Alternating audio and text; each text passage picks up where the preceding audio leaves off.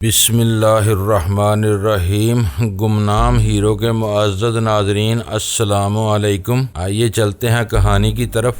قصبہ سوکل غرب کے قریب پہنچ کر ڈرائیور نے مقامی زبان میں کچھ کہا۔ میں نے اس کے دماغ میں پہنچ کر اس کی زبان کا ترجمہ سمجھا۔ ٹیکسی میں بیٹھنے سے پہلے ڈرائیور نے انگریزی زبان میں مجھے مخاطب کیا تھا، تب ہی میں نے اس کے لب و لہجے کو ذہن نشین کر لیا تھا۔ بہرحال وہ پوچھ رہا تھا کہ میں سوکل غرب میں کہاں جانا چاہتا ہوں، ایسی جگہ لے چلو جہاں پے انگ گیسٹ کی حیثیت سے ایک رات کے لیے ٹھکانہ مل جائے۔ وہ مسکراتے ہوئے بولا، کیا پہلی بار بیروت آئے ہو؟ یوں ہی سمجھو۔ سمجھ تو رہا ہوں، تمہیں بھی سمجھانا چاہتا ہوں۔ یہاں آدمی آدمی کا دشمن ہے، کوئی مسلم ملیشیا سے تعلق رکھتا ہے، کوئی دروز ملیشیا سے اور کوئی فلنجی ملیشیا سے۔ ان متحارب گروہوں کے درمیان ایک عام شخص غیر جانبدار نہیں رہ سکتا۔ کوئی بھی غیر ملکی لبنان کی سرزمین پر قدم رکھنے سے پہلے یہ سوچ لیتا ہے کہ اسے کہاں جانا چاہیے، دوست کہاں مل سکتے ہیں اور دشمن کہاں ٹکرا سکتے ہیں۔ یہاں میں دوست اور دشمن کی پہچان کیسے کروں؟ سیدھی سی بات ہے، جس مذہب سے تعلق رکھتے ہو اسی عبادت گاہ میں چلے جاؤ، دوست مل جائیں گے۔ میں مسلمان ہوں، اس نے گاڑی ایک طرف موڑتے ہوئے کہا۔ الحمدللہ میں بھی مسلمان ہوں، کیا اپنا پاسپورٹ دکھا کر مجھے مطمئن کر سکتے ہو؟ میں نے اپنا پاسپورٹ اس کی طرف بڑھا دیا۔ اس نے گاڑی کی اندرونی لائٹ کو آن کیا۔ یہ پاسپورٹ کے اس حصے کو دیکھا جہاں میرا مذہب لکھا ہوا تھا، لیکن میرے پاسپورٹ میں مسلم لکھا ہوا تھا۔ اس نے مطمئن ہو کر اسے واپس کر دیا۔ تھوڑی دیر بعد اس نے ایک مکان کے سامنے گاڑی روک دی، ہارن بجایا۔ اس کی سوچ بتا رہی تھی کہ وہ مخصوص انداز میں ہارن بجا رہا ہے۔ جس گلی میں اس نے گاڑی کھڑی کی ہے، اس کے آس پاس کے تمام مکان والوں کو اطلاع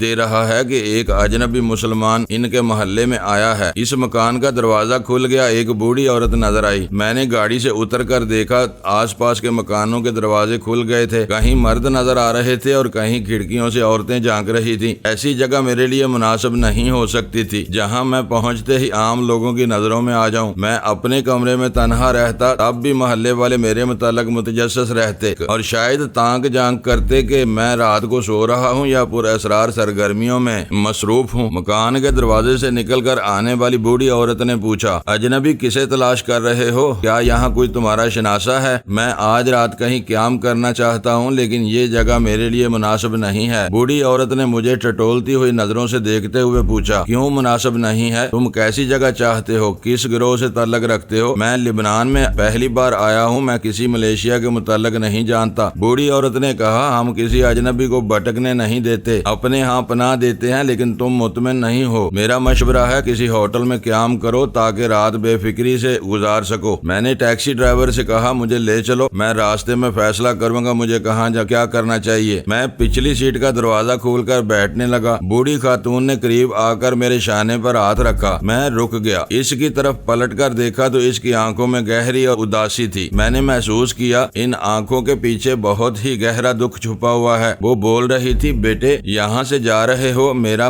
ایک مشورہ ہے، یاد رکھنا کسی اجنبی پر بھروسہ نہ کرنا۔ میں نہیں چاہتی کہ میری طرح تمہاری ماں بھی تمہارا انتظار کرتی رہے اور انتظار کرتی ہی رہ جائے۔ خاتون کی آواز میں بلا کا کرب تھا، اس کے لہجے میں ممتا کوٹ کوٹ کر بھری ہوئی تھی۔ میں نے اس کے بوڑھے ہاتھ کو اپنے دونوں ہاتھوں میں لے کر کہا، میری ماں نہیں ہے، میں اس لمحے سے تمہیں اپنی ماں سمجھ رہا ہوں۔ کیا میرے آنے سے تمہارا انتظار کسی حد تک ختم ہو سکتا ہے؟ ہاں، اگر تم میرے ہاں رات گزارنا پسند کرو۔ میں خاتون کے ساتھ چلتا ہوا اس کے دروازے تک پہنچا، پھر وہاں سے پلٹ کر ڈرائیور سے کہا، میرا سوٹ کیس اندر لے آؤ۔ اگر میں ٹیلی پیتھی نہ جانتا تب بھی اس خاتون پر اعتماد کر لیتا۔ ممتا میں وہ جادو ہوتا ہے جو تنویمی عمل کی طرح انسان کو تسخیر کر لیتا ہے۔ چونکہ میں ٹیلی پیتھی جانتا ہوں، اس لیے احتیاط ذرا سی دیر میں خاتون کے بہت سے خیالات پڑھ لیے۔ اس کا بیٹا جہاد کے دوران شہید ہو گیا، اس طرح کہ ماں نے اس کی لاش تک نہیں دیکھی، لاش ملی ہی نہیں تھی۔ وہ یقین کرنے کو تیار نہیں تھی کہ بیٹا شہید ہو چکا ہے۔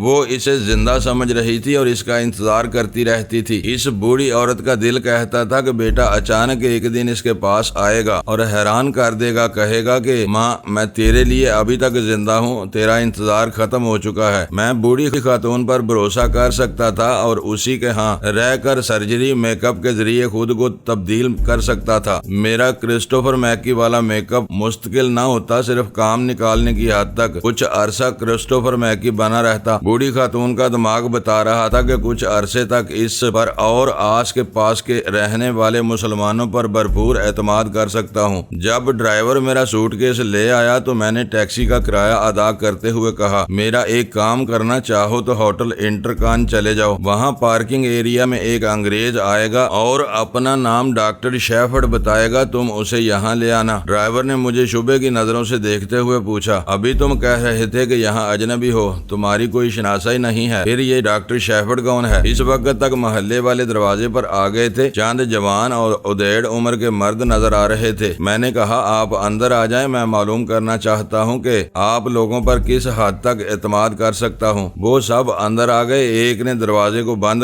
کرتے ہوئے کہا کہ اگر تم دوست ثابت ہوئے تو ہم تمہارے لیے جان پر کھیل جائیں گے، دشمن نکلے تو تمہاری جان سے کھیل جائیں گے۔ میں نے یوں سر جھکا لیا جیسے اس کی باتوں پر غور کر رہا ہوں، دراصل میں اس کے خیالات پڑھ رہا تھا اور ان کی طرف سے مطمئن ہو رہا تھا۔ میں نے کہا آپ لوگ اطمینان سے بیٹھ جائیں، میں مختصر طور پر اپنا متعلق بتاتا ہوں۔ میں نے اپنے سوٹ کیس کو کھولا، پھر اس میں سے کرسٹوفر میکی کی تصویر نکال کر ان کی طرف بڑھاتے ہوئے پوچھا آپ اسے جانتے ہیں؟ تصویر دیکھتے ہی سب چونک گئے۔ ایک نے پوچھا تم کرسٹوفر میکی کو کیسے جانتے ہو؟ اس کی تصویر ہمیں کیوں دکھا رہے ہو؟ میں نے کہا یہ ہم سب کا دشمن ہے، فلسطینی مجاہدین کو بہت مہنگے داموں ہتھیار سپلائی کرتا ہے، یہ سپلائی محض دولت حاصل کرنے کے لیے ہے، ورنہ یہ مجاہدین کا بدترین دشمن ہے۔ ایک نے پوچھا تم کون ہو، کہاں سے آئے ہو اور کرسٹوفر میکی کے متعلق کیسے جانتے ہو؟ میں ایک پاکستانی ہوں، مجاہدین کی امداد کے لیے ہزاروں میل کا فاصلہ طے کر کے آیا ہوں۔ یہاں آنے سے پہلے میں نے مختلف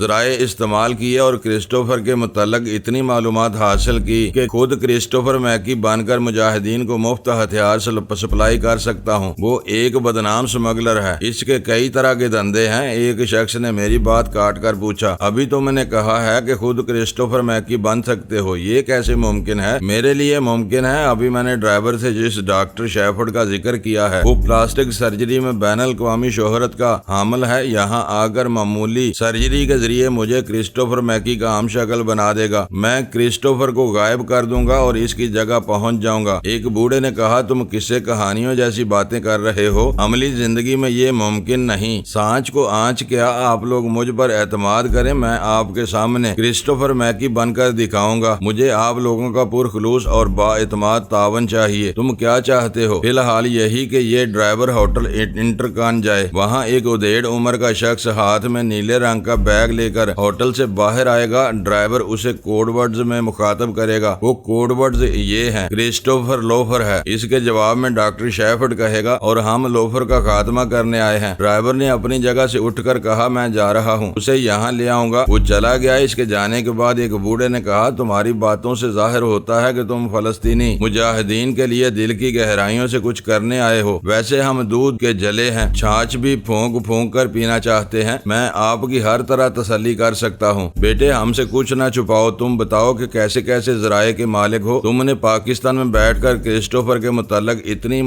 ساری معلومات حاصل کر لی، اب خود کو کرسٹوفر بن کر اس کا رول ادا کرنا چاہتے ہو۔ کیا اس کا رول ادا کرنے کے دوران کہیں بھی تم سے لغزش نہیں ہوگی؟ اور اگر ہوگی تو کیا دشمن تمہیں معاف کر دیں گے؟ میرے بزرگ آپ جہاندیدہ ہیں، اس لیے وقت سے پہلے مجھے اپنی لغزشوں کو سمجھنے کی نصیحت کر رہے ہیں۔ میں آپ کا شکر گزار ہوں، آپ سے اپنی اصلیت نہیں چھپاؤں گا۔ میں کچھ حیرت انگیز علوم جانتا ہوں، مثلا میں ایک پامسٹ یعنی نجومی ہوں، ہاتھ کی لکیریں دیکھ کر ماضی، حال اور مستقبل کے متعلق سچی پیشن گوئیاں کرتا ہوں، قیافہ شناس بھی ہوں، اپنے سامنے بیٹھے ہوئے آدمی کا چہرہ پڑھ کر اس کے اندر کی باتیں بتا سکتا ہوں۔ سب حیرانی سے میری باتیں سن رہے تھے۔ ایک نے پوچھا تم ہزاروں میل دور پاکستان میں رہتے ہو، پھر تم نے کرسٹوفر میکی کا چہرہ کیسے پڑھا، کیسے اس کے ہاتھ کی لکیریں دیکھی؟ میں نے تصویر اٹھا کر کہا یہ تصویر اس کا چہرہ ہے۔ میرے ایک آدمی نے کرسٹوفر کے دونوں ہاتھوں کے پرنٹ میرے پاس بھیجے تھے، میں نے ان ہاتھوں کی لکیروں کا گہرا مطالعہ کیا اور اس کے متعلق تمام معلومات حاصل کر لی۔ دور بیٹھی ہوئی ایک خاتون نے پوچھا مسٹر کیا میرا چہرہ پڑھ کر دل کا بید بتا سکتے ہو؟ میں نے مسکرا کر پوچھا کیا عورت کبھی دل کا بید کسی کو بتاتی ہے؟ تم دنیا کی پہلی خاتون ہو جو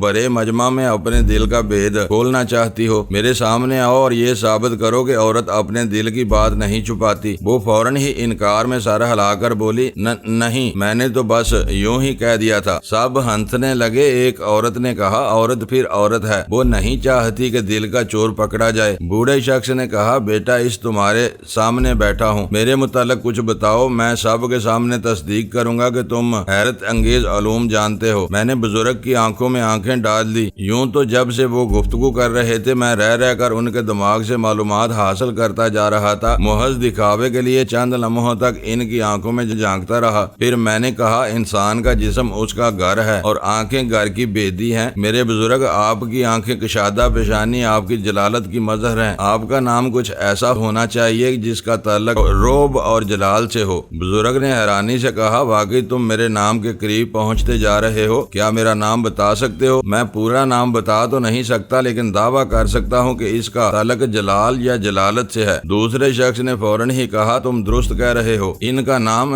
جلیل القدر ہے۔ یہ نام میں پہلے ہی اس کے دماغ سے پڑھ چکا تھا، لیکن خود بتانا نہیں چاہتا تھا۔ ٹیلی پیتھی اور دست شناسی یا قیافہ شناسی میں بڑا فرق ہوتا ہے۔ ٹیلی پیتھی دل اور دماغ کی ایک ایک بات کھول کر بتا دیتی ہے، لیکن قیافہ شناسی اور دست شناسی میں باتیں گول مول کر کے بیان کی جاتی ہیں۔ میں نے بزرگ کا ہاتھ تھام کر ان کی لکیروں کو دیکھتے ہوئے کہا، آپ یہاں کے ایک پناہ گزین کیمپ راجنا میں زیادہ وقت گزارتے ہیں۔ اس کیمپ میں جتنے نوجوان ہیں انہیں بظاہر روزگار سے لگاتے ہیں، لیکن خفیہ طور پر انہیں ہتھیار دے کر۔ میں نے بات ادھوری چھوڑ دی، پھر مسکرا کر پوچھا، کیا میں وہ راز بتاؤں جن کا تعلق فلسطینی مجاہدین اور ان کی جدوجہد سے ہے؟ وہ سب حیرانی سے مجھے دیکھ رہے تھے۔ ان کی حیرانی کے دوران میں نے ڈاکٹر شیفرڈ کو بتا دیا کہ ایک ٹیکسی ڈرائیور آ رہا ہے۔ اس کی ٹیکسی کا نمبر بھی بتا دیا اور وہ کوڈ ورڈز بھی اسے سمجھا دیے۔ بزرگ جلیل القدر نے کہا، میں مانتا ہوں تم ہمارے دشمن ہوتے تو اپنے حیرت انگیز علوم کے ذریعے ہمیں نقصان پہنچا سکتے تھے۔ کرسٹوفر میکی ہمارا دشمن ہے، اس کا تعلق فلنجی ملیشیا سے ہے۔ وہ زیادہ سے زیادہ منافع حاصل کرنے کے لیے دوسرے ذرائع سے ہتھیار ہمیں پہنچاتا ہے، لیکن وہ ہتھیار زنگ آلود ہوتے ہیں یا تقریباً ناکارہ ہوتے ہیں۔ میں نے مسکراتے ہوئے کہا، میں سب جانتا ہوں۔ پہلے آپ لوگ اس سے ہتھیار لے کر اسرائیل میں فلسطینی مجاہدین تک پہنچاتے تھے، پھر کرسٹوفر نے ہتھیاروں کی سپلائی میں کمی کر دی۔ اس نے اپنا ایک ایجنٹ تل ابیت میں مقرر کر دیا، اس کے ذریعے وہ ہتھیار اور زیادہ مہنگے داموں ملتے ہیں۔ انشاءاللہ کل شام تک آپ لوگوں کو مفت ہتھیار ملیں گے۔ سب خوش ہو گئے۔ ایک نے پوچھا، کیسے ملیں گے؟ کہاں ہیں ہتھیار؟ آپ جلد بازی سے کام نہ لیں، میں وہ جگہ بتاؤں گا اور یہ سبھی مشورہ دوں گا کہ کون سے مناسب وقت پر وہاں چھاپا مار کر ہتھیار حاصل کیے جا سکتے ہیں۔ میں نے دائیں طرف ذرا سر گھما کر دیکھا، ایک چادر پوش میرے قریب آ کر کھڑی ہو گئی تھی، سر سے پاؤں تک چھپی ہوئی تھی، صرف اس کے دو گورے گورے گلابی ہاتھ نظر آ رہے تھے۔ اس کا ایک ہاتھ میری طرف بڑھا، وہ مجھے پرچی دے رہی تھی۔ میں نے اسے لے کر کھولا، پھر پڑھا۔ اس پر لکھا تھا، میرا نام حدیقہ ہے، میں سائنس کی طالبہ ہوں۔ میں نے قسم کھائی ہے جب تک میرے منگیتر کا سراغ نہیں ملے گا اس وقت تک چپ رہوں گی، کسی سے نہیں بولوں گی اور اپنا چہرہ نہ کسی کو دکھاؤں گی، نہ خود آئینے میں دیکھوں گی۔ ابھی تمہاری باتیں سن کر یقین ہو رہا ہے کہ تم اپنے علوم کے ذریعے میرے منگیتر کا سراغ لگا سکتے ہو۔ صرف اتنا بتا دو کہ وہ کہاں ہے۔ اگر دشمنوں کی قید میں ہے تو میں جان کی بازی لگا کر اسے لے آؤں گی۔ اگر وہ ظلم و ستم برداشت کر رہا ہے تو آج کی رات ظلم و ستم کی آخری رات ہوگی۔ میں اس کے ساتھ مر جاؤں گی یا مظالم ڈانے والوں کو ہمیشہ کے لیے اپاہج بنا کر آؤں گی۔ ایک خاتون نے کہا، حدیقہ نے ایک ہفتے سے اپنی زلفیں نہیں سنواری ہیں، سنگار کرنا تو دور کی بات ہے، اس نے چہرے کو نقاب میں چھپا رکھا ہے تاکہ کسی آئینے کے قریب سے گزرے تو اپنے چہرے کو نہ دیکھ سکے۔ اس نے قسم کھائی ہے کہ چہرے پر جو نقاب ہے وہ اس کا منگیتر آ کر اٹھائے گا، پہلے وہ دیکھے گا، پھر یہ اپنے آپ کو اس کی آنکھوں میں دیکھنے لگے گی۔ میں نے کہا، مجھے اپنے منگیتر کی کوئی تصویر دکھاؤ، میں قیافہ شناسی کے ذریعے اس کے چہرے کو پڑھوں گا، پھر اس کے متعلق سراغ لگا سکوں گا۔ اس کا ایک ہاتھ چادر کے اندر گیا، میرا دل دھڑک رہا تھا، سوچ رہا تھا کہ اگر اس کا منگیتر جہاد میں کام آ گیا ہو تو میں اسے کیا بتاؤں گا۔ کیا وہ کبھی اپنی زلفیں نہیں سنوارے گی، ساری عمر اپنے چہرے کو نقاب سے چھپائے رہے گی اور مرتے دم تک خود اپنے آپ کو نہیں دیکھے گی؟ ہائے، محبت بھی کیا چیز ہے۔ آج معلوم ہوا کہ زندگی کی آخری سانس تک اپنی قسم پر قائم رہنے کا نام محبت ہے۔ چادر کے اندر سے وہ ہاتھ باہر آیا تو مجھے ایک نوجوان کی تصویر نظر آ رہی تھی۔ میں نے وہ تصویریں اسے قریب سے دیکھا، پھر اس کی آنکھوں میں جھانکتے ہوئے اس کے دماغ تک پہنچنے لگا۔ میرے چاروں طرف بیٹھنے والوں نے جیسے دم ساتھ لیا تھا، بڑے غور سے مجھے دیکھ رہے تھے، سمجھ رہے تھے کہ میں تصویر کے چہرے کو پڑھ رہا ہوں اور یقیناً کوئی کام کی بات بتانے والا ہوں۔ ادھر حدیقہ کا دل دھڑک رہا ہوگا، ایک اندیشہ ہوگا، کیا میرا منگیتر؟ نہیں، ایسا نہیں ہو سکتا۔ مجھے یوں ہی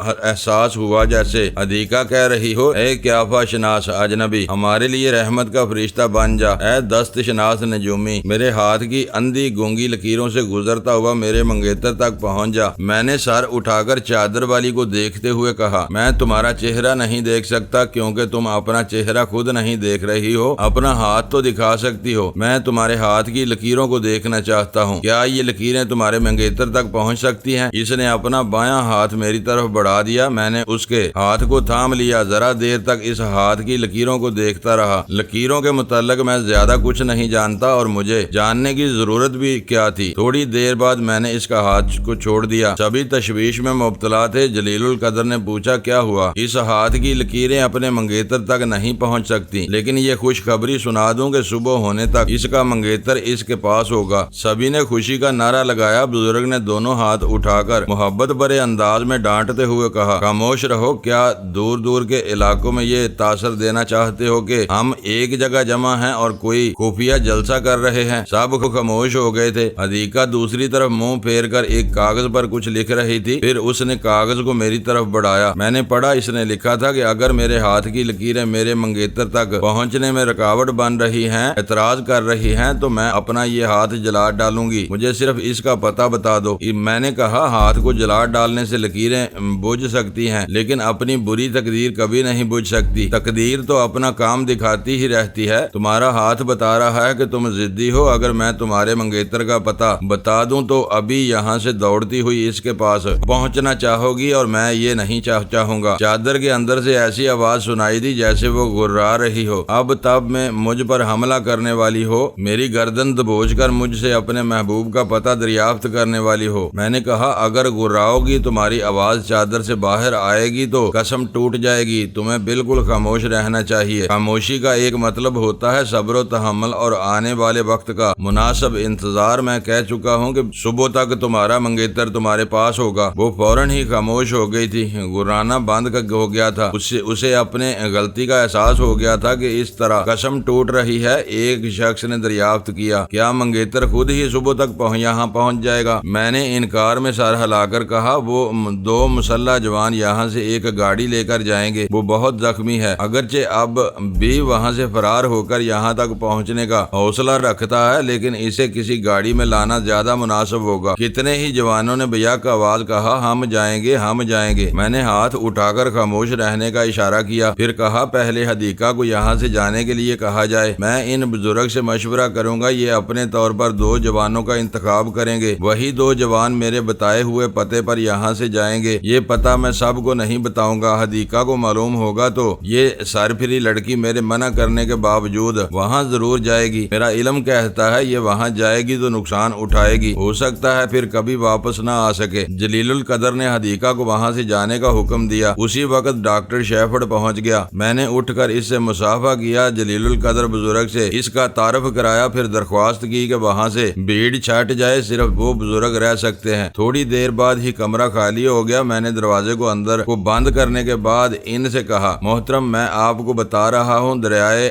اوالی کے ساحل پر ایک غیر معروف سی بستی کا نام مونشور ہے۔ وہاں ایک کھنڈر نما مکان میں حدیقہ کے منگیتر کو قید کر کے رکھا گیا ہے۔ اس پر مظالم ڈائے جا رہے ہیں۔ اس سے پوچھا جا رہا ہے کہ بروج البراجنا کے کیمپ میں جتنے فلسطینی ہیں، ان میں سے کتنے نوجوان خفیہ سرگرمیوں میں مصروف ہیں۔ منگیتر نے اب تک زبان نہیں کھولی ہے۔ صبح تک اس نے ان کے سوالوں کا جواب نہیں دیا تو اسے گولی مار دی جائے گی۔ آپ ایسے 2 نوجوانوں کا انتخاب کریں جن میں سے ایک بہت ہی دلیر اور حاضر دماغ ہو، دوسرا دلیر ہو مگر زیادہ سمجھدار نہ ہو، بس کوئی بے وقوف سا جوان ہو۔ بزرگ نے حیرانی سے پوچھا، یہ کیسا انتخاب ہے؟ کیا واقعی کسی بے وقوف جوان کو وہاں بھیجا جائے گا؟ میں آپ کو صحیح مشورہ دے رہا ہوں، آپ فوراً عمل کریں۔ وہ کمرے سے باہر چلے گئے، صرف ڈاکٹر شیفرڈ میرے پاس رہ گئے۔ میں نے دروازے کو بند کیا، پھر کرسٹوفر کی تصویریں ان کے سامنے رکھ دیں اور کہا، آپ ان تصویروں کا مطالعہ کریں، ذرا میں ان بزرگ کے دماغ سے ہو کر آتا ہوں۔ اسی وقت میزبان بزرگ خاتون نے آ کر پوچھا، ابھی کچھ بتاؤ گے یا اپنے میک اپ کے بعد؟ میں نے مسکرا کر انہیں محبت سے دیکھا اور کہا، آپ کی ممتا سے پیٹ بھر گیا ہے، ویسے قہوہ مل جائے تو پی لوں گا، میں ابھی لاتی ہوں۔ اس نے اپنے گریبان میں ہاتھ ڈال کر ایک تصویر نکالی، پھر بوڑھے لرزتے ہوئے ہاتھ سے میری طرف بڑھائی۔ میں نے دیکھا وہ ایک نوجوان لڑکا تھا، خاتون ممتا برے انداز میں تھرتھراتے ہوئے لہجے میں کہہ رہی تھی، بیٹا ابھی تم نے حدیقہ کے منگیتر کے بارے میں جو کچھ بتایا ہے یہ کہاں تک درست ہے، صبح تک معلوم ہو جائے گا۔ یاسین، ایک ماں کا دل کہہ رہا ہے کہ تم سچ کہتے ہو، تمہارا علم سچا ہے، میں تم سے کچھ نہیں چاہتی، میرے بیٹے کے متعلق سچ سچ بتا دو، کیا میرا انتظار کبھی ختم نہیں ہوگا؟ میں تصویر کی آنکھوں میں جھانکتا رہا مگر مجھے اس کا دماغ نہیں ملا۔ میں تھوڑی دیر تک سر جھکائے خاتون کے سامنے کھڑا رہا، سمجھ میں نہیں آ رہا تھا کہ کس زبان سے حقیقت بیان کروں۔ ماں کا دل مضبوط چٹان کی طرح ہوتا ہے لیکن شیشے کی طرح نازک بھی ہوتا ہے۔ میزبان خاتون تھوڑی دیر تک مجھے تکتی رہی، پھر میرے ہاتھ سے تصویر لیتے ہوئے آنسو بھری آواز میں جبرن مسکراتے ہوئے کہا، ارے بیٹا تم تو خواہ مخواہ میرے معاملے میں الجھ گئے، ابھی تمہیں کتنے سارے کام کرنے ہیں، کتنوں کے کام آنا ہے، تم جہاد کے راستے پر ہو اور میں تمہارا وقت ضائع کر رہی ہوں۔ کوئی بات نہیں، تم اطمینان سے میرے بیٹے کی تصویر دیکھنا، اس کے چہرے کو پڑھنا، یہ زندہ ہے یا میرا بیٹا زندہ ہے تو تم پریشان کیوں ہوتے ہو؟ وہ بولتی جا رہی تھی اور ڈگمگاتے ہوئے قدموں سے پیچھے ہٹتی جا رہی تھی۔ میں جانتی ہوں میرے جگر کے ٹکڑے کو کچھ نہیں ہوا، کبھی کبھی علم جھوٹا پڑ جاتا ہے، ممتا کبھی جھوٹی نہیں پڑتی، اس کا اعتماد کبھی نہیں ڈگمگاتا۔ کوئی بات نہیں بیٹا، تم اپنے میک اپ میں مصروف ہو جاؤ، پھر تمہارے پاس آؤں گی، میں تمہارے لیے گرما گرم کھانا تیار کر رہی ہوں۔ وہ کہتے کہتے دروازے سے نکل کر دوسرے کمرے میں چلی گئی۔ میری نظروں سے اوجھل ہو گئی لیکن میری خیال خوانی سے اوجھل نہیں ہو سکتی تھی۔ میں نے ایک گہری سانس لی، پھر کرسی پر بیٹھ کر ڈاکٹر شیفرڈ سے کرسٹوفر میکی کے متعلق باتیں کرنے لگا۔ دوسری طرف رسونتی کا طیارہ انقرہ سے روانہ ہو کر بھارت کی طرف جا رہا تھا۔ اس کے برابر والی سیٹ پر دوسری مسافر عورت آ گئی تھی، وہ ہندوستانی تھی، رسونتی سے خوب گل مل کر باتیں کر رہی تھی۔ میں اس ہندوستانی عورت کے دماغ کو پڑھنے لگا، اس سے پہلے رسونتی اسے پڑھ چکی تھی۔ وہ مطمئن تھی، میں بھی مطمئن ہو گیا۔ میں نے سونیا سے رابطہ قائم کیا، اس نے کہا رسونتی وقتاً فوقتاً رابطہ قائم کرتی رہتی ہے، میں اس کی طرف سے مطمئن ہوں۔ اگر آگے پیچھے 1 گھنٹے کے فرق سے دہلی پہنچ کے نیپال کے ایئرپورٹ میں چھوٹے طیارے کی گنجائش ہوتی ہے، اس لیے ہم دہلی سے ایئر انڈیا کے ایک چھوٹے طیارے میں جائیں گے۔ میرے ساتھ بیٹھا ہوا ہم سفر انا میریا کے ساتھ کئی بار نیپال کا سفر کر چکا ہے، اسے اچھی خاصی معلومات حاصل ہیں۔ یہ بتا رہا تھا بیرونی ممالک سے نیپال جانے والوں کے لیے مخصوص طیارہ دہلی سے روانہ ہوتا ہے، لہٰذا جس طیارے میں رسونتی جائے گی اسی طیارے میں ہمیں بھی جگہ مل جائے گی۔ میں نے مرجانہ کے پاس پہنچ کر معلومات حاصل کی، وہ سو رہی تھی، اپنے دماغ میں سوچ کی لہروں کو محسوس کرتے ہی بیدار ہو گئی۔ میں نے رسونتی کے لب و لہجے میں کہا، میں خیریت معلوم کرنے آئی ہوں۔ اس نے کہا، میں یونان کے مشرقی ساحل پر پہنچ گئی ہوں، یہاں ایک ریسٹ ہاؤس میں رات گزار رہی ہوں، صبح 4 بجے ہماری موٹر بوٹ جزیرہ یونائسس کی طرف روانہ ہوگی۔ اچھی بات ہے، آرام سے سو جاؤ، میں پھر آؤں گی۔ میں نے رابطہ ختم کر دیا۔ سونیا، رسونتی اور مرجانہ سے رابطہ قائم کرنے اور گفتگو کرتے رہنے کے دوران ڈاکٹر شیفرڈ میرے میک اپ میں مصروف تھا، اپنی سرجری کا کمال دکھا رہا تھا۔ تقریباً 2 گھنٹے میں میک اپ مکمل ہو گیا۔ اب آئینے کے سامنے میں خود کو کرسٹوفر میکی کے روپ میں دیکھ رہا تھا، 3 مختلف زاویوں سے کھینچی ہوئی تصویروں کو بار بار دیکھتے ہوئے اپنے چہرے کا جائزہ لے رہا تھا۔ ڈاکٹر شیفرڈ بھی مہذب عدسے کے ذریعے میرا گہرا مطالعہ کر رہا تھا۔ میں نے اپنی جگہ سے اٹھ کر اس کے دونوں بازوؤں کو محبت اور عقیدت سے تھام کر کہا، ڈاکٹر دنیا کہتی ہے میری ٹیم میں عورتیں زیادہ ہیں، ایسا کہنے والے آپ کو بھول جاتے ہیں۔ یقیناً آپ نے جس طرح ساتھ دیا ہے اور ساتھ دیتے آ رہے ہیں، اس سے آپ کی محبت اور اپنائیت کا بے پناہ اور پرخلوص اظہار ہوتا ہے۔ آپ میری خاطر تمام مصروفیات چھوڑ کر ایک ملک سے دوسرے ملک چلے آتے ہیں، میں آپ سے بہت محبت کرتا ہوں۔ اس نے مجھے گلے لگایا، میری پیٹھ کو تھپکتے ہوئے کہا، میں تمہاری دوستی پر فخر کرتا ہوں۔ کیا یہ فخر کی بات نہیں ہے کہ میں دنیا کے ایک سرے سے دوسرے سرے تک تمہارے لیے سفر کرتا ہوں اور سفر کرتا رہوں گا؟ یہ اعزاز کسی اور کو حاصل نہیں ہے۔ اس نے مصافحہ کرتے ہوئے کہا، مجھے جانا چاہیے، تم بہت مصروف ہو، کبھی کبھی خیال خوانی کے ذریعے رابطہ قائم کر لیا کرو، میں اکثر تمہارے لیے پریشان رہتا ہوں۔ میں نے رابطہ قائم کرنے کے وعدہ کیا، پھر اس ٹیکسی ڈرائیور کو بلا کر کہا کہ ڈاکٹر کو واپس ہوٹل میں پہنچا دے۔ ٹیکسی ڈرائیور اور وہ بزرگ جب کمرے میں آئے تو مجھے دیکھ کر حیران رہ گئے۔ میں نے مسکرا کر کہا، میں وہی اجنبی مہمان ہوں جسے آپ 2 گھنٹے پہلے یہاں دیکھ کر گئے تھے۔ بزرگ نے حیرانی سے ڈاکٹر شیفرڈ کی طرف دیکھتے ہوئے کہا، واقعی آپ باکمال ہیں، بلکہ آپ دونوں ہی باکمال ہیں۔ ڈاکٹر ان سے مصافحہ کر کے رخصت ہو گیا۔ جب وہ ٹیکسی ڈرائیور کے ساتھ چلا چلا گیا تو میں نے جلیل القدر بزرگ سے کہا آپ ان دونوں نوجوانوں کو میرے سامنے لے آئیں۔ وہ دونوں میرے سامنے حاضر ہوئے۔ میں نے ان سے گفتگو کی۔ ان میں سے ایک ذرا کم سمجھدار تھا، دوسرے لفظوں میں بے وقوف تھا۔ میں نے ایسے نوجوان کا انتخاب اس لیے کیا تھا کہ اس کے دماغ کو کنٹرول میں رکھ کر خاطر خواہ کام نکال سکوں، اور وہ اپنی دماغی کیفیت اگر اپنے لوگوں میں بیان کرے تو لوگ کبھی یہ سمجھ نہ سکیں کہ جو کچھ ہوا تھا وہ خیال خوانی کا کمال تھا، بلکہ وہ اس جوان کو احمق سمجھتے رہیں، اس کی احمقانہ باتوں پر یقین نہ کریں، جو کارنامہ وہ انجام دے کر واپس آئے اسے محض اتفاق سمجھتے رہیں۔ اس احمق کا نام دلبر تھا۔ میں نے دوسرے جوان سے کہا سنو، اس مہم میں تم 2 آدمیوں کی ایک ٹیم ہے، اس ٹیم میں دلبر تمہارا لیڈر رہے گا۔ اس جوان نے ناگواری سے دلبر کو دیکھا مگر اعتراض کرنے کی جرأت نہیں تھی۔ بزرگ نے انہیں پہلے سمجھا دیا تھا کہ میں جو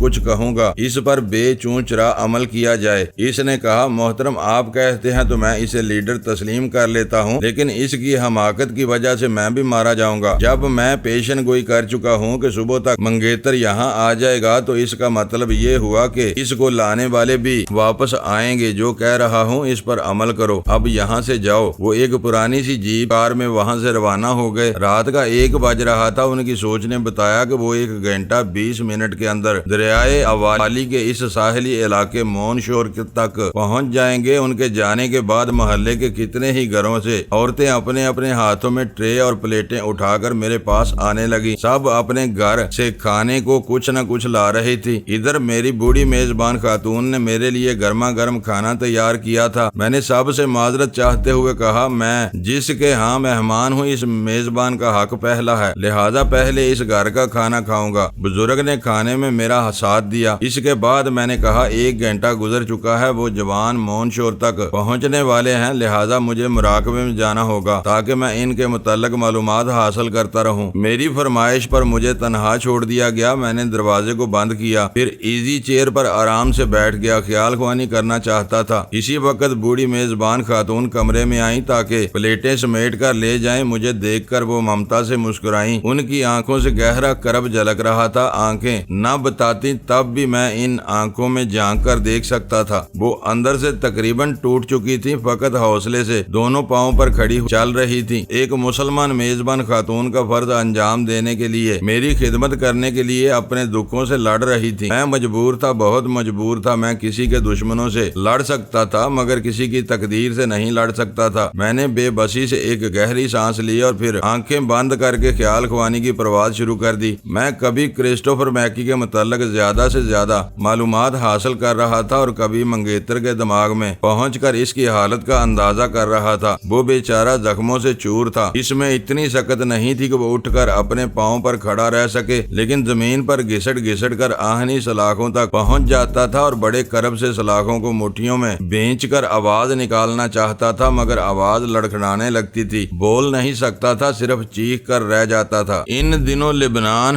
مسلمانوں کے خلاف عیسائی ملیشیا اور اسرائیل کے یہودیوں نے خفیہ محاذ بنا رکھا تھا۔ یہودی عیسائی ملیشیا کو مسلم ملیشیا اور دوروز ملیشیا کے خلاف امداد دیتے رہتے تھے۔ اسی طرح عیسائی ملیشیا کے افراد یہودیوں کی لبنان کی جنوبی سرحدوں میں گھس آنے اور تخریبی کارروائیاں کرنے کے سلسلے میں خفیہ طور سے مدد کرتے تھے۔ ان پناہ گزین فلسطینی مسلمانوں کی نشاندہی کرتے تھے جو یہودیوں کے خلاف سرگرم عمل رہا کرتے تھے۔ اسی سلسلے میں اس کو بھی گرفتار کر کے انہوں نے غیر قانونی طور پر ایک کھنڈر نما مکان میں قید کر رکھا تھا۔ اس مکان کے چاروں طرف 4 مسلح ایشیائی ملیشیا کے افراد پہرا دے رہے تھے۔ اندر 2 آدمی تھے جن کی آوازوں اور لب و لہجے کو میں گرفت میں اس طرح لے چکا تھا کہ وہ کئی بار اس کے آس پاس آ چکے تھے اور انہوں نے اسے وارننگ دی تھی کہ صبح تک اس نے زبان نہ کھولی اور اپنے چھاپا مار ساتھیوں کی نشاندہی نہ کی تو اسے گولی مار دی جائے گی۔ وہ جوان وہاں پہنچ گئے۔ اس کھنڈر نما مکان سے تقریباً 1 فرلانگ کے فاصلے پر رک گئے۔ چاندنی رات میں وہ مکان دور سے نظر آ رہا تھا، ذرا اونچائی پر تھا اس لیے واضح طور پر دیکھا جا سکتا تھا۔ میں 6 مسلح پہرے داروں کی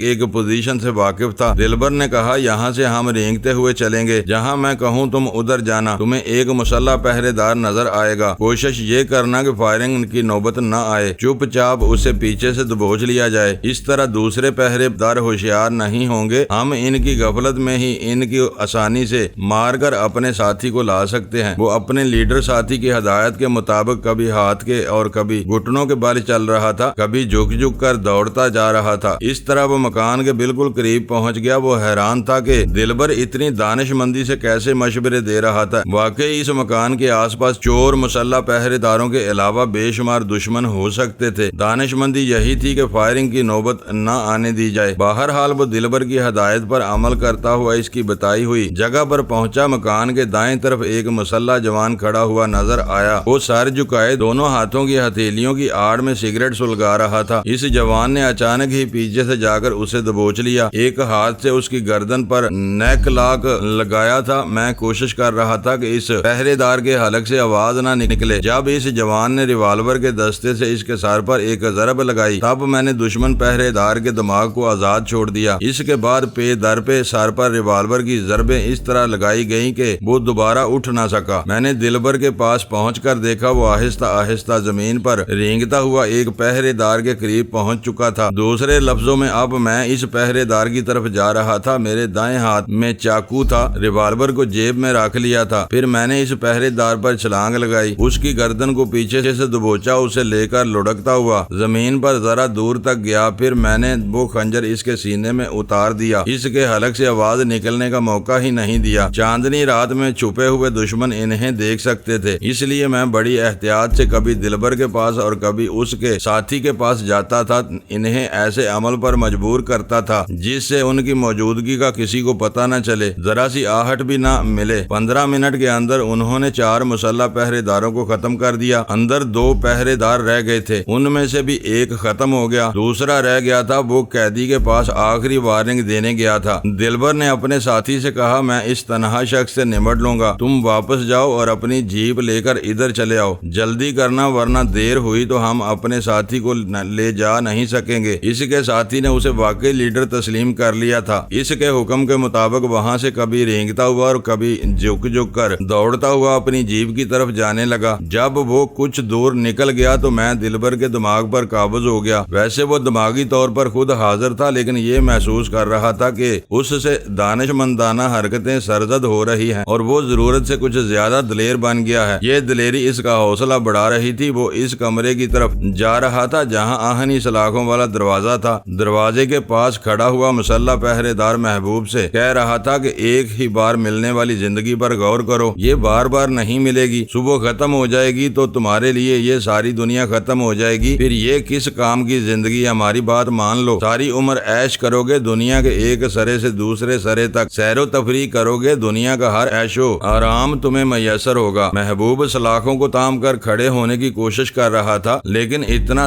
دم خم نہیں رہا تھا۔ وہ اس کی باتیں سن کر نفرت سے اس پر تھوکنا چاہتا تھا۔ اس کے منہ سے تھوک نکلا ضرور، لیکن رال کی صورت میں باچھوں سے بہہ گیا۔ اس بیچارے کی حالت بہت ہی نازک تھی، یوں لگتا تھا صبح گولی مارنے سے پہلے ہی مر جائے گا۔ وہ مسلح پہرے دار آگے کچھ نہیں کہہ سکا۔ اس سے پہلے ہی دلبر نے پیچھے سے اس کے سر پر ایک زوردار ضرب لگائی تھی۔ وہ نپے تلے انداز میں حملے کرتا ہوا یہاں تک پہنچا تھا۔ اس کا ہر حملہ کامیاب رہا تھا۔ پہرے دار ذرا جی دار تھا، اتنی سخت ضرب لگانے کے باوجود اس کی طرف پلٹ گیا، مقابلہ کرنے لگا۔ دلبر تنہا نہیں تھا، میں اس کے اندر رہ کر مقابلہ کر رہا تھا۔ ذرا دیر بعد ہی میں نے اسے بھی ہمیشہ کے لیے ختم کر دیا۔ اس کی جیب سے چابیاں نکال کر آہنی دروازے کو کھولا، پھر قیدی کو اپنی پیٹھ پر لاد کر وہاں سے دوڑتا ہوا مکان کے باہر جانے لگا۔ جیپ کار کی آواز سنائی دے رہی تھی۔ جب دلبر اسے پیٹھ پر لادے جیپ کی طرف جا رہا تھا تو اس کا ساتھی مردہ پہرے دار کی اسٹین گن وغیرہ سمیٹ کر جیپ میں رکھ رہا تھا تاکہ وہ ہتھیار آئندہ کام آ سکیں، اور وہ یقیناً ان کے کام آئے۔ جیپ کار کی آواز رات کے سناٹے میں دور تک گئی تھی۔ اس مکان کے آس پاس جو دشمن آرام کر رہے تھے وہ چونک پڑے تھے، لیکن انہیں دیر ہو گئی تھی۔ اس وقت تک دلبر جیپ کار ڈرائیور کرتا ہوا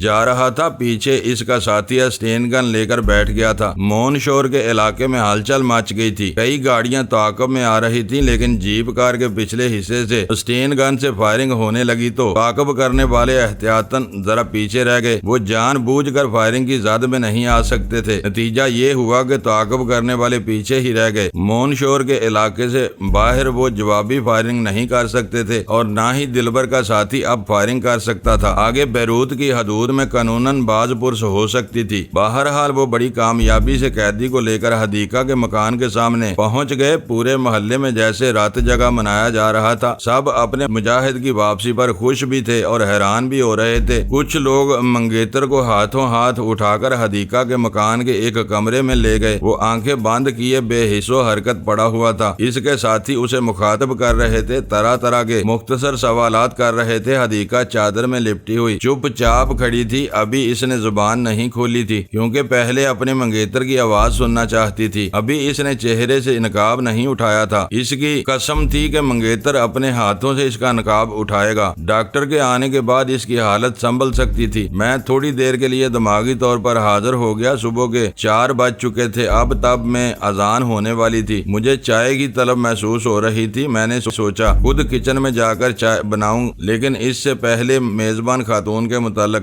معلوم تو کر لوں کہ وہ سو رہی ہے یا ابھی تک میری خدمت کے لیے بیدار ہے۔ میں نے ان کے دماغ میں جھانکنے کی کوشش کی تو میرے ذہن کو ایک جھٹکا سا لگا۔ میں اپنی جگہ سے اٹھ کر تیزی سے چلتا ہوا خاتون کے کمرے میں پہنچا۔ وہ اپنے بستر کے سرہانے نیم دراز تھی۔ ایک ہاتھ سینے پر رکھا ہوا تھا اور اس ہاتھ اور سینے کے درمیان بیٹے کی تصویر تھی۔ انہوں نے بیٹے کو دل کی دھڑکنوں سے لگایا تھا اور دھڑکنوں کی زبان سے پوچھا تھا کہ میرے بچے تم کب آؤ گے، کب میرا انتظار ختم ہوگا۔ خاتون کی آنکھیں کھلی ہوئی تھیں، دھڑکنیں تھم چکی تھیں اور انتظار ہمیشہ ہمیشہ کے لیے ختم ہو چکا تھا۔ ہماری دنیا میں محبت کے کیسے کیسے رشتے جنم لیتے ہیں اور محبت کے کیسے کیسے مقدس رشتے فنا ہو جاتے ہیں۔ جب میں پیدا ہوا تو میری والدہ کا انتقال ہو گیا تھا۔ میں نے ماں کا چہرہ نہیں دیکھا۔ آج بڑی مدت کے بعد میں نے ایک ماں کا چہرہ دیکھا تھا جس نے مجھے بیٹا کہا تھا۔ آج ایک ماں پھر مجھے اس دنیا میں چھوڑ کر چلی گئی۔ دروازے پر دستک ہونے لگی۔ میں نے بیرونی دروازے پر پہنچ کر اسے کھولا۔ جلیل القدر بزرگ کتنے ہی لوگوں کے ساتھ آئے تھے۔ سب خوش ہو کر میری تعریفیں کر رہے تھے۔ میں نے ہاتھ اٹھا کر خاموش رہنے کا اشارہ کیا، پھر بزرگ سے کہا میں بڑے افسوس کے ساتھ کہہ رہا ہوں میری میزبان خاتون کو بیٹے کے غم نے کھا لیا ہے۔ اب وہ اس دنیا میں نہیں رہی۔ میری بات سن کر سب کے مسرت بھرے چہرے جھک گئے، سب اداس ہو گئے۔ کچھ لوگ ان بزرگ کے ساتھ تیزی سے مکان میں داخل ہوئے اور خاتون کے بیڈ روم کی طرف جانے لگے۔ میں اپنے کمرے میں ایک طرف بیٹھا رہا۔ تھوڑی دیر بعد ہی حدیقہ میرے سامنے پہنچ گئی۔ وہ اسی طرح چادر میں چھپی ہوئی تھی۔ اس نے میری طرف ایک پرچی بڑھائی۔ میں نے اسے کھول کر پڑھا۔ لکھا تھا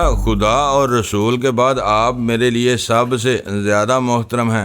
آپ نے مجھے وہ خوشی دی ہے جس کا صلہ شاید مرتے دم تک نہ دے سکوں۔ آپ کی مہربانیوں سے میرا منگیتر میرے گھر تک پہنچ گیا ہے، لیکن وہ چپ ہے۔ اس کی حالت بڑی نازک ہے۔ خدا کے لیے اپنے کسی بھی علم کو کام میں لائیے اور اسے بولنے اور سننے کے قابل بنائیے۔ میں اس کی آواز سننا چاہتی ہوں۔ میں چاہتی ہوں وہ آنکھیں کھول کر مجھ پر ایک نظر ڈالے۔ معزز ناظرین، لائک کریں، شیئر کریں اور کمنٹس باکس میں پاک آرمی زندہ باد، پاکستان پائندہ باد کا نعرہ ضرور درج کر کے اپنے ملک پر فخر کریں اور پاکستان کی بنیادیں مضبوط کرنے میں اپنا کردار ادا کریں۔ ویڈیو دیکھنے کا شکریہ۔